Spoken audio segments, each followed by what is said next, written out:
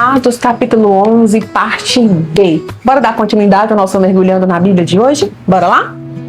A partir do versículo 19. Leremos 10 versículos exatamente. Bora lá, pega a sua Bíblia aí e bora junto. A igreja em Antioquia. Os que tinham sido dispersos por causa da perseguição desencadeada com a morte de Estevão, chegaram até a Fenícia. Você que não assistiu o vídeo falando sobre Estevão, tá lá nos capítulos anteriores aqui do livro de Atos, já dá uma olhadinha aqui na nossa playlist Mergulhando na Bíblia que você vai ver lá, tá bom? Chegaram até a Fenícia, Chipre e Antioquia, anunciando a mensagem apenas aos judeus. Alguns deles, todavia, cipriotas e sirineus, foram a Antioquia e começaram a falar também aos gregos, contando-lhes as boas novas a respeito do Senhor Jesus. A mão do Senhor estava com eles e muitos creram e se converteram ao Senhor. Notícias desse fato chegaram aos ouvidos da igreja em Jerusalém e eles enviaram Barnabé a Antioquia. Este, ali chegando e vendo a graça de Deus, ficou alegre e os animou a permanecer fiéis ao Senhor de todo o coração. Ele era um homem bom, cheio do Espírito Santo e de fé. E muitas pessoas foram acrescentadas ao Senhor. Glória a Deus, que sejamos como Barnabés desse nosso tempo. Amém? Então Barnabé foi a Tarso procurar Saulo e quando o encontrou, levou-o para Antioquia. Assim, durante um ano inteiro, Barnabé e Saulo se reuniram com a igreja e ensinaram a muitos. Em Antioquia, os discípulos foram pela primeira vez chamados cristãos. Olha que legal, primeira vez em que os até então nomeados apenas como judeus, pela primeira vez nós vemos um momento da igreja em que pela primeira vez a nomenclatura cristã é utilizada. Naqueles dias, alguns profetas desceram de Jerusalém para Antioquia. Um deles, Ágabo, levantou-se e pelo Espírito predisse que uma grande fome sobreviria a todo o mundo romano, o que aconteceu durante o reinado de Cláudio. Os discípulos, cada um segundo as suas possibilidades, decidiram providenciar ajuda para os irmãos que viviam na Judéia. E o fizeram, enviando suas ofertas aos presbíteros pelas mãos de Barnabé e Saulo. Olha aqui a igreja primitiva, o espírito da igreja primitiva, ó Senhor.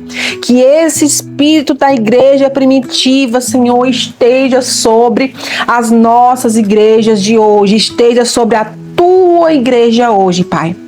É tão raro ver isso aqui nos dias de hoje, não é verdade? Esse espírito da igreja de primitiva, o espírito de comunhão, de enxergar o outro, de perceber o outro, de ver a necessidade do outro e não só ver e agir como se aquela necessidade não existisse, mas fazer algo.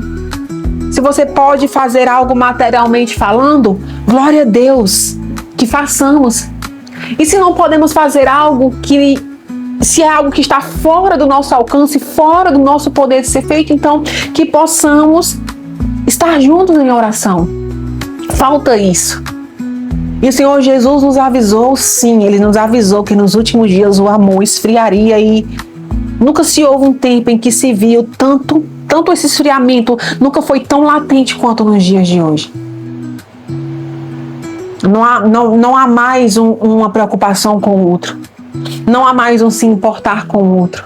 Não há mais um enxergar o outro, apenas enxergar, sabe? A grande massa hoje vive, gente, muitas vezes parece que nós estamos no meio de um bando de zumbis. Não há mais uma preocupação, não há mais um se importar. E o pior de tudo é que esse espírito de esfriamento, de amor frio, tem tomado muitas das nossas igrejas de hoje, gente. E isso é muito triste. E quando nós vemos isso aqui, que possamos orar, Senhor, que esse espírito da igreja primitiva seja sobre o teu povo hoje. Amém? Que possamos orar dessa forma. Mas o versículo que eu quero focar aqui com você são os versículos 20 e 21 que diz: alguns deles, todavia, cipriotas, sirineus, foram a Antioquia e começaram a falar também aos gregos, contando-lhes boas novas a respeito do Senhor Jesus. A mão do Senhor estava com eles e muitos creram e se converteram ao Senhor.